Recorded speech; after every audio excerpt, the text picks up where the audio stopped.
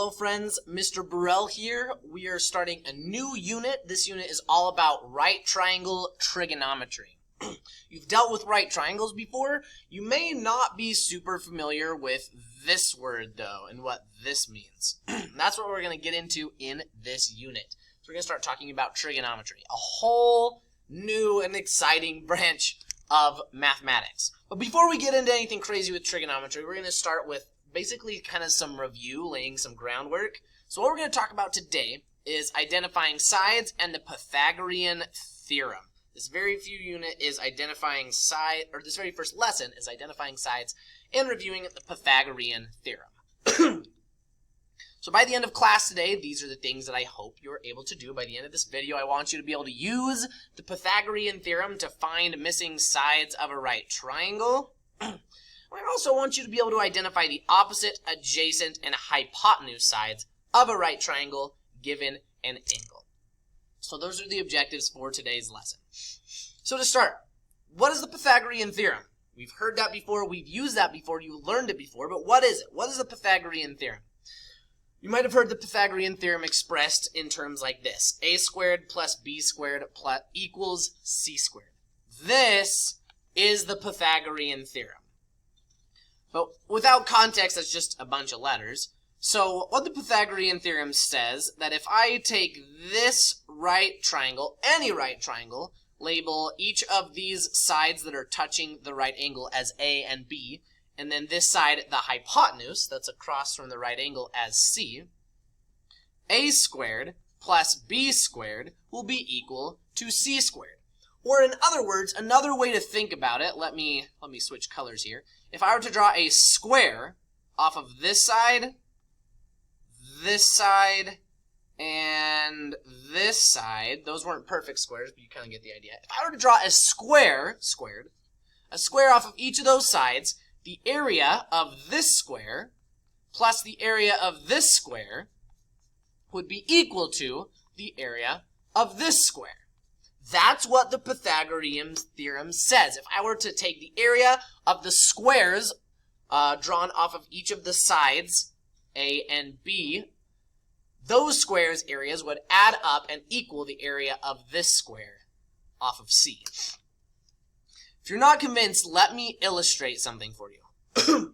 So I found this applet. I have this right triangle right here in the middle. And I can move this right triangle kind of however I want to. And what it's done is it's drawn squares off of the side of each of these triangles. Or off of each of the sides of this triangle. So here's one square, and here's the third square. So what I'm going to do, it has the area of each of these squares kind of colored in. So I'm going to drag each of these little chunks of area down into this other square here. And notice that the areas of both of these squares matched up perfectly with the area of this square. A squared plus B squared was equal to C squared. Let me show you that again. Let me change right here.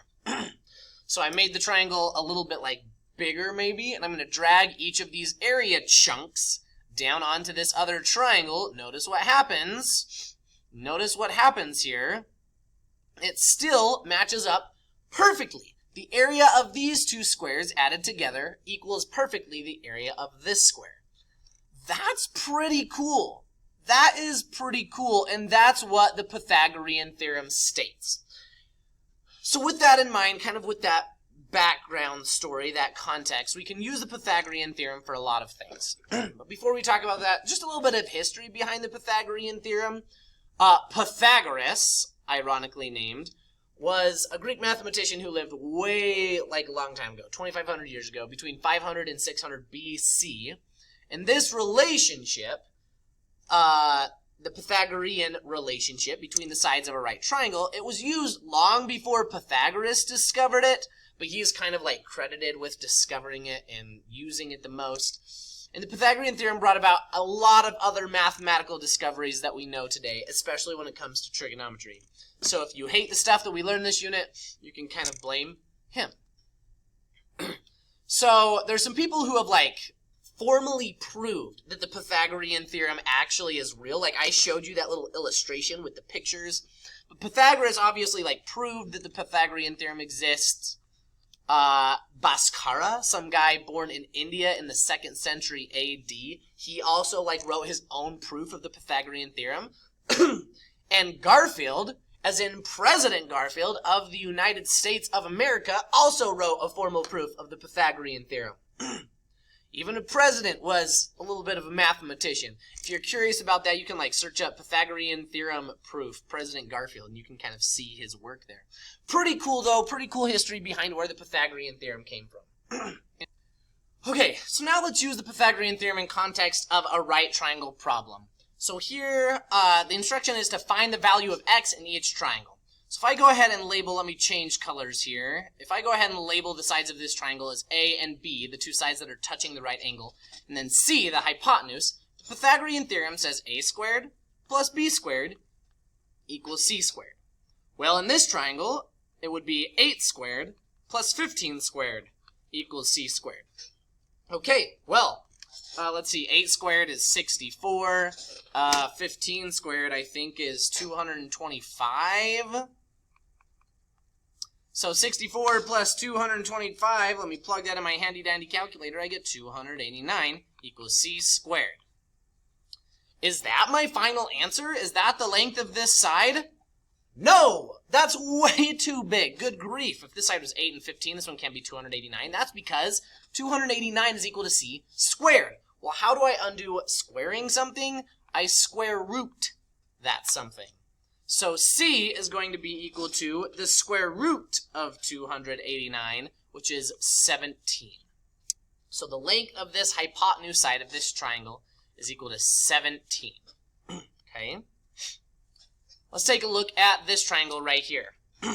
I have this side x, this side 4, this side 7. So let me label the sides that are touching the right triangle as a and b. I could have also labeled it as a and b. It doesn't matter. But what does matter is that the hypotenuse side, the one across from the right angle, is labeled c. So again, the Pythagorean theorem says a squared plus b squared equals c squared, which in context of this triangle is 4 squared plus x squared equals 7 squared. Okay, well 4 squared is 16 plus x squared equals 7 squared is 49. So this is a little bit different than what we did before.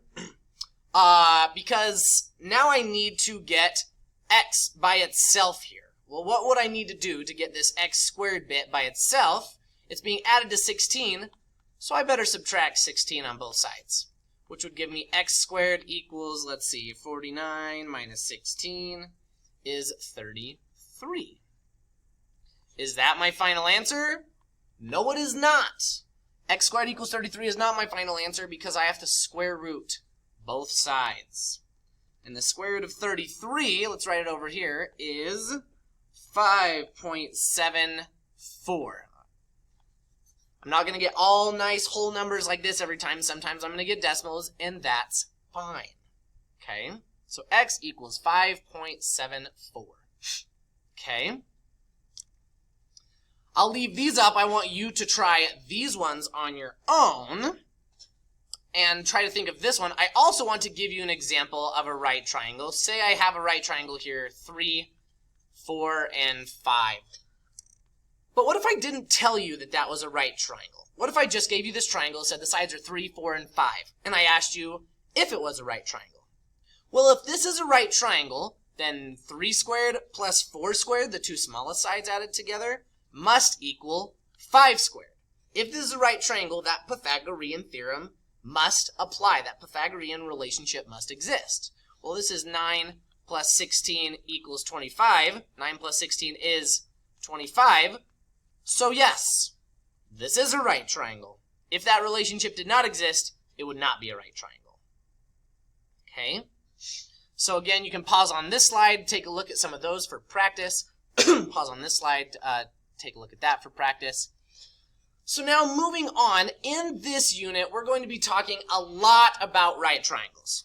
A lot about right triangles. That's all we're going to talk about. So it's going to be helpful to have a way to identify each of the sides. Kind of similar to what we did with the Pythagorean theorem, labeling the sides as A, B, and C. We're going to do something similar with identifying sides to prepare us for what we're going to do with trigonometry. because trigonometry is not all just the Pythagorean theorem. There's a lot more going on. So, if I give you a right triangle, here's my right angle here, and I give you some other angle, this angle is, this letter here is called theta. It's a Greek letter, a little zero with a line through it. I'm going to call it theta. It's just another letter, kind of like X or Y or Z, that they often use to denote an angle. So say I give you some angle in a triangle. The side opposite the right angle is called the hypotenuse. That hasn't changed. The side opposite this right angle is called the hypotenuse. It's the longest side, we call it the hypotenuse. The side that meets the hypotenuse to form the angle, theta, is called the adjacent side. So this side that's touching, like if I were to put my thumb, say this is a big thumb, and I were to put my thumb on this angle here, the side I'm touching right here, this side between the right angle and the angle I'm concerned with, that is my adjacent side. So if I put my thumb right there on the angle, let's see if I can move. Yeah, if I put my thumb right there on the angle, the side I'm touching is the adjacent side. So this side right here is the adjacent side. And the side opposite the angle, so this side that's opposite this theta right here, this theta angle, I'm going to call the opposite side. So this is the hypotenuse side. The side touching theta is the adjacent side. And the side opposite the angle theta, or the side that's not touching that angle, is the opposite side. So that's all we're going to do in each of these triangle examples, is just label the sides. That's all we're doing. If we're able to do this, it's going to make everything we do over the next several days a lot easier. So I have this triangle with sides 9, 12, and 15. And this is the angle that I'm concerned with. It has a little question mark here. So I'm going to label the sides either as hypotenuse, opposite, or adjacent. And I'm going to label them just with the letters to save time, so H, O, and A. So this side on this triangle right here is the hypotenuse. It's directly across from the right angle. This side, notice if I were to put my finger on this angle, this side that I'm touching is the adjacent side. The side that I'm not touching is the opposite side. And that's it. That's all we're doing on this second half of the assignment. On this triangle, if I put my finger on this angle, this is the hypotenuse, directly across the right angle. The side I'm touching is the adjacent side. The side I'm not touching is the opposite side. On this triangle, here's my angle. Directly across from the right angle is my hypotenuse. The side my angle is touching is the adjacent. The side my angle is not touching is the opposite. And again, that's all we're doing for right now, is practicing labeling each of these sides. So I would pause the video right now and practice doing the same thing with these triangles. Then I'll go through and show you the answers, but practice labeling each of these sides as hypotenuse, adjacent, or opposite. So in this triangle, here's my angle. The side opposite the right angle is the hypotenuse. The side that I'm touching is the adjacent. The side I'm not touching is the opposite. And here, the side opposite the right angle is the hypotenuse. Looking at this angle, the side I'm touching is the adjacent. The side I'm not touching is the opposite. Looking at this angle, the side opposite the right angle is the hypotenuse. The side I'm touching is the adjacent. The side I'm not touching is the opposite. And that's it. That is it. So, we've reviewed the Pythagorean theorem, so I hope now at the end of the lesson you're able to use the Pythagorean theorem in finding missing sides of a right triangle. And I hope that you are able to identify the opposite, adjacent, and hypotenuse sides of a right triangle given an angle in that triangle. So, I hope that was helpful. Please don't hesitate to reach out to me if you have any questions whatsoever. And I hope that you enjoyed that as much as I did.